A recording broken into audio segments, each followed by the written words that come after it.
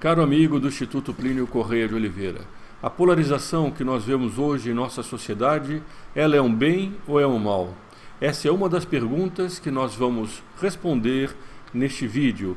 Além disso, há outras duas matérias interessantes. Uma é sobre como os jovens cada vez mais se aproximam do tradicionalismo, da missa em latim e da castidade. E por fim, o problema, o paradoxo da esquerda que quer falar em nome dos pobres, quando os pobres cada vez mais se voltam contra a esquerda. Essas três questões nós vamos levantar neste vídeo. Este é o canal do Instituto Plínio Correia de Oliveira e meu nome é Frederico Viotti. Se você ainda não assinou o canal, assine agora mesmo para fazer parte desse grupo de pessoas engajadas, articuladas pela defesa do Brasil. Este canal não tem outro objetivo do que alertar e informar a opinião pública nacional sobre o que vem acontecendo, tanto em nosso país como em outros lugares do mundo. A primeira matéria foi publicada no jornal de grande circulação no Brasil, a Folha de São Paulo, com tudo que se pode fazer de censura a esse meio de comunicação. Entretanto, o artigo traz informações interessantes para nós analisarmos. Ele fala da queda do Muro de Berlim. Já foi tratado aqui também neste canal, há um vídeo só sobre isso. Após esse vídeo, aqueles que quiserem, nós colocaremos o link para que a pessoa veja esse outro vídeo sobre a queda do Muro de Berlim, que ela foi montada, ela foi orquestrada pelos próprios comunistas. O comunismo caiu porque estava podre, porque já não poderia manter aquele sistema que ele mantinha. Mas a queda foi uma tática. Eles quiseram fazer uma metamorfose, como o professor Plínio Correia de Oliveira denunciou em seu livro Revolução e Contra-Revolução, cujo link estará na descrição desse vídeo, e também em tantos outros artigos. E essa tática tinha um propósito, ela tinha um objetivo. No preâmbulo da Constituição Russa dizia que o fim último do comunismo era a autogestão. Não era a ditadura do proletariado, que esse sistema socialista que através da força impunha a igualdade, mas a autogestão. Uma sociedade que deveria caminhar para o fim das barreiras ideológicas em relação aos anticomunistas. Era preciso levar pessoas do leste europeu através de uma imigração maciça, era preciso incentivar pessoas a saírem de outros países, inclusive do norte da África, como o Dr. Plínio também tinha já advertido há mais de 30 anos atrás, 40 anos atrás. Depois criar uma espécie de crise econômica no capitalismo, para que caindo o comunismo e caindo o capitalismo, se encontrasse uma espécie de sociedade autogestionária, igualitária, uma espécie de terceira via. É sobre isso que trata esse artigo, de como o mundo de hoje polarizado é um entrave para essa república universal que eles queriam criar. Tudo que tinha sido montado com a unidade europeia, com o Mercosul, com a queda de todas as barreiras ideológicas, começa a ser ameaçado pela polarização que está havendo no Ocidente. O título da matéria, no dia 2 de novembro, Guerra Fria e Cartilha Desbotada. 30 anos após a queda do Muro de Berlim, ocorrida 9 de novembro de 1989, debates ideológicos resgatam a polarização excessiva, responsável por delinear a bipolaridade da Guerra Fria. Bipolaridade é porque havia dois polos, de um lado os Estados Unidos, do outro lado a Rússia comunista, União das Repúblicas Socialistas Soviéticas, que eram os dois países que estavam numa guerra fria, porque não era uma guerra quente. Guerra fria significa essa guerra de ameaças que, entretanto, não saía nas bombas um com o outro. Continua a matéria. Retornou com intensidade o debate clássico das cartilhas de esquerda e de direita, depois de entre os anos 1990, vejam bem, até 2009, portanto 10 anos atrás, segundo esse especialista, várias experiências terem tentado aproximar os polos ideológicos com fortalecimento das chamadas posições centristas. Ele marca 2009 porque foi a crise financeira internacional. Essa é uma opinião dele. Nós poderíamos colocar isso talvez em 2001, com os atentados das Torres Gêmeas em Nova York, ou talvez até um pouco antes, mas isso não importa tanto qual foi o estopim do problema. Ele tem uma visão marxista, para ele o problema é econômico. Na realidade, nós sabemos bem que os debates hoje não são sobre temas econômicos, não é isso que está movendo as pessoas.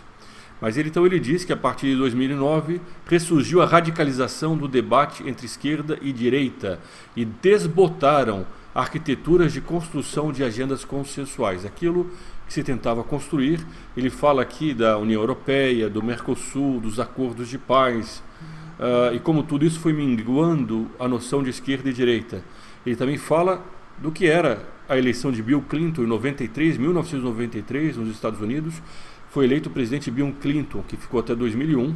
Ele se tornou um dos ícones do movimento da terceira via. Era um dos arautos dessa nova tendência de querer fazer uma terceira via entre as sociedades capitalistas e socialistas. O capitalismo teria fracassado, assim como o socialismo, e esse era, no fundo, a tática também da queda do Muro de Berlim. Também nessa terceira via estavam o Fernando Henrique Cardoso, ex-presidente do Brasil, Tony Blair da Inglaterra, Schröder da Alemanha. Todos esses ícones da terceira via vinham com uma espécie de solução intermediária que propugnava o consenso para resolver essa dicotomia, essa polarização que existia antes da queda do Muro de Berlim. Portanto, essa tática da esquerda foi muito bem feita. O Dr. Plínio agiu muito na história para poder evitar que esse consenso gerasse aquilo que eles estavam querendo gerar, essa visão de república universal igualitária que estava sendo engendrada nessa manobra. Foi por isso que foi feita a campanha pela libertação da Lituânia. Aqui embaixo nós vamos colocar o link também para essa campanha, explicando o que ela foi, como isso provocou uma grande ruptura em todo o tecido da União das Repúblicas Socialistas Soviéticas, da Rússia comunista. Bom, mas o fato é que, por razões várias, toda essa tentativa de acabar com a polarização ruiu. E esse caminhar que havia para a República Universal foi atrapalhado. Hoje em dia, todos eles reconhecem que a polarização é um entrave para esse sonho utópico de uma república igualitária universal, que alguns chamam de globalização. A globalização, muito mais do que um fenômeno econômico, ela é um fenômeno cultural, é um fenômeno religioso, se preferirem metafísico. Ela envolve uma concepção da sociedade oposta à cristandade. São Pio X tinha um famoso lema dele, restaurar tudo em Cristo. Ele queria restaurar a sociedade nos valores cristãos. Daí nasceria novamente a cristandade. O que querem esses propugnadores da globalização não é a cristandade, é a República Universal. É uma ideia internacionalista, aliás, não é internacionalista, é supranacional. Eles querem acabar com as nações para impor não uma ordem cristã, mas, pelo contrário, uma ordem pagã, igualitária, onde os homens viveriam como seria o sonho dos comunistas clássicos, utópicos, uma espécie de igualdade e liberdade absoluta, como se não existisse família, propriedade, moral e assim por diante. Esse era o caminho para onde as coisas estavam andando. Entretanto, esse caminho sofreu um revés. Hoje, pelo contrário, cada vez mais os jovens buscam o passado, mas não um passado perdido nos livros de história. Eles querem um passado que se projeta para o futuro.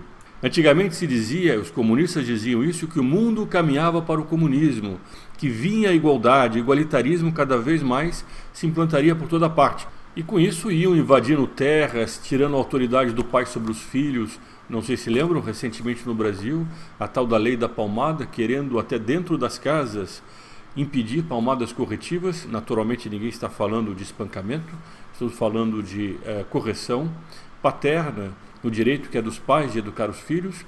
Até aí o Estado queria se intrometer por causa desse mito utópico da igualdade.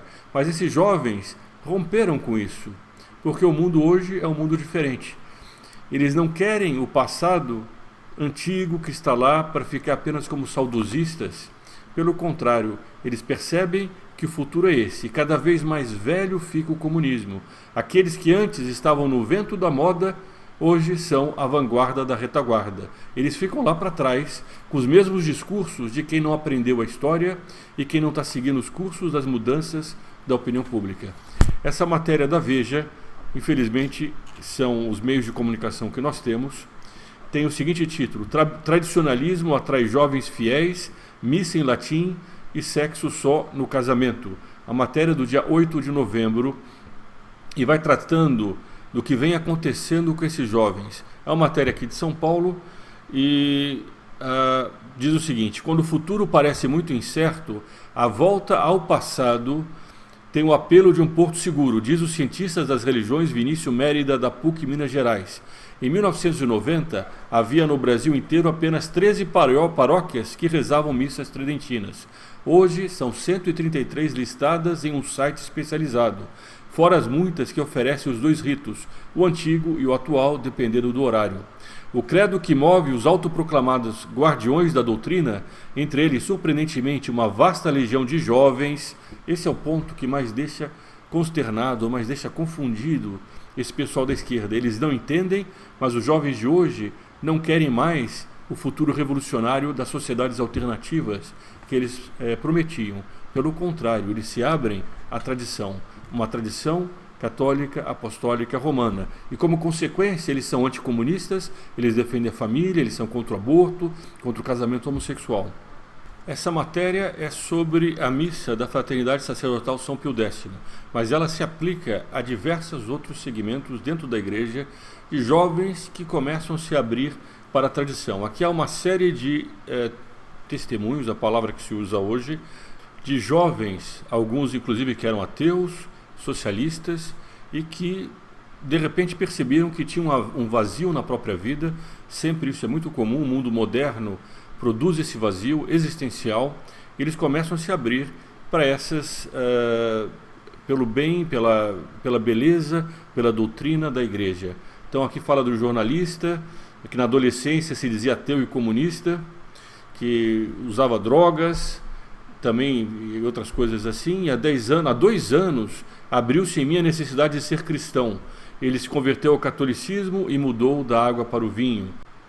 Depois conta de uma senhora chamada Bárbara, uma moça de 20 anos, que era estudante de cinema, que também passou por uma conversão marcante. Sentia um vazio muito grande, relata ela.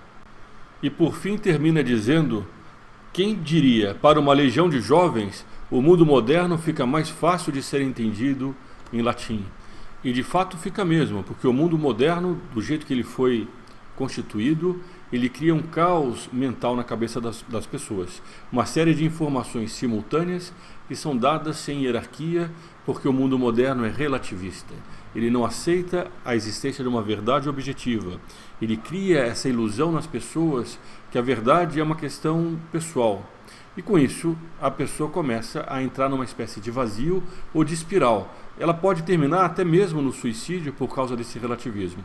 Quando a doutrina católica, ela hierarquiza as verdades, ela mostra que existe acima de tudo Deus, que é a verdade absoluta, depois ela cria uma hierarquia em todas as informações que a pessoa recebe, para que ela possa filtrar aquilo que é de bom e aquilo que é de mal.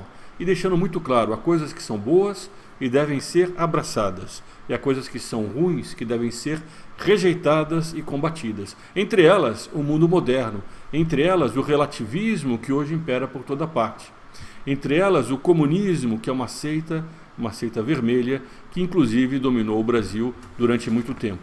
Agora, essa seita vermelha que nós entramos na última matéria, enfrenta hoje um sério problema, porque aqueles que eles dizem defender, dizem porque não defendem.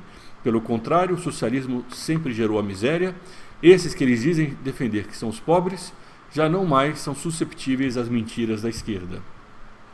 O último artigo também é da Folha de São Paulo, do dia 29 de outubro. Luta de classes é o nome do artigo, escrito por um articulista chamado Pablo Hortelado.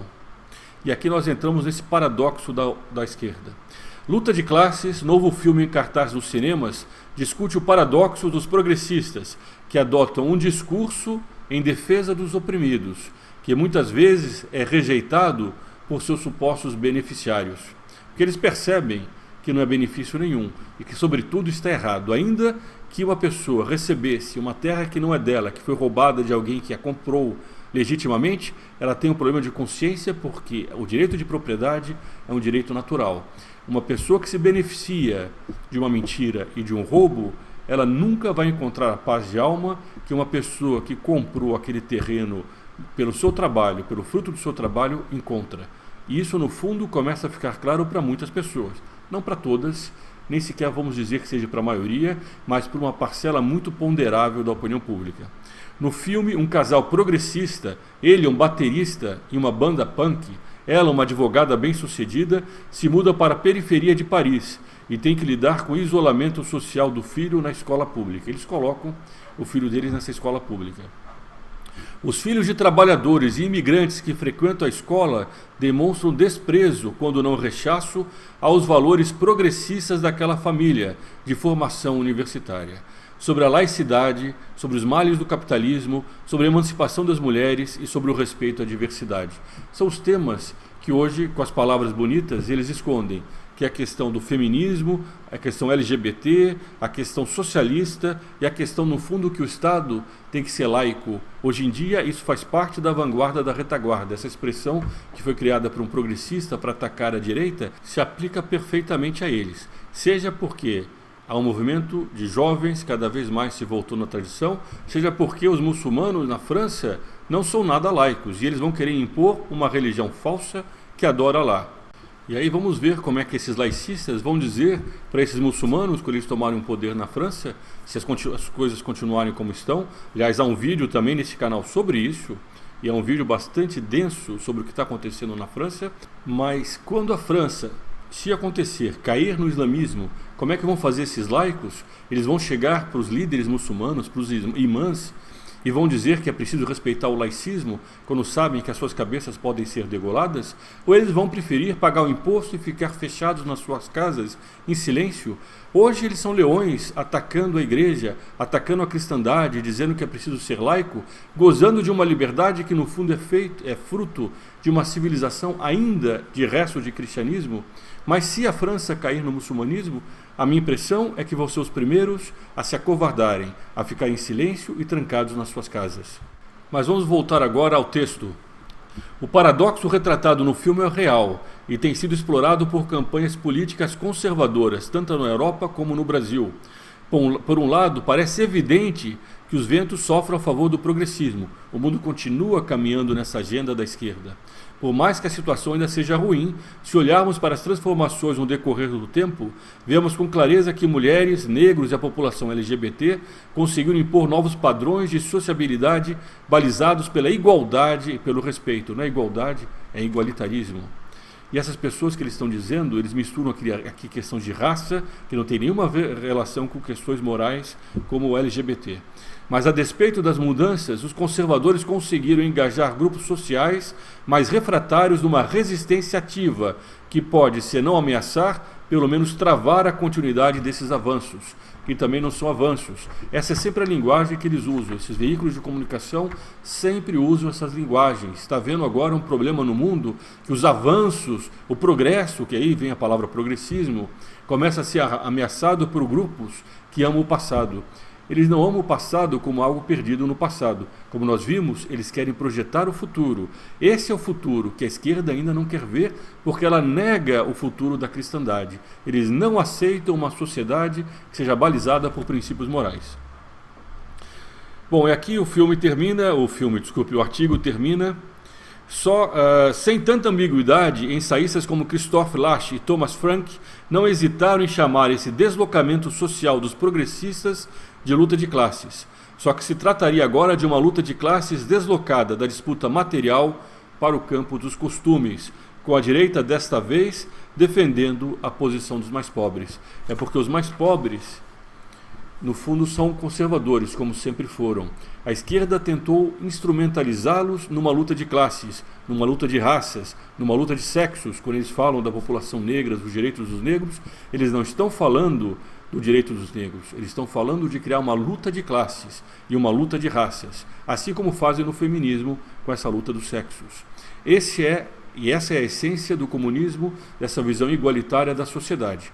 Entretanto, tudo isso que foi montado pelo comunismo internacional está ameaçado por causa da polarização. Os homens hoje começam a dizer que existe o bem e existe o mal, que existe uma verdade que os homens devem seguir, que o relativismo é falso e que, portanto, por existir uma moral, não é possível aceitar o homossexualismo. E há uma série de consequências, como a defesa do direito de propriedade, como a defesa da castidade e assim por diante. Enquanto isso, a esquerda vai perdendo a base dela, a base de sustentação desse discurso demagógico que seriam os pobres. Os pobres, quanto mais se deixaram levar pelo socialismo, mais caíram na miséria. Vide a esse respeito todos os países do leste europeu, vide a esse respeito Cuba e a Venezuela. Se você gostou desse vídeo, compartilhe entre seus amigos, deixe o seu gostei aqui embaixo para que esse vídeo possa subir nas recomendações do YouTube. Assine o canal e ative o sininho. Viva Cristo Rei e sua mãe Maria Santíssima!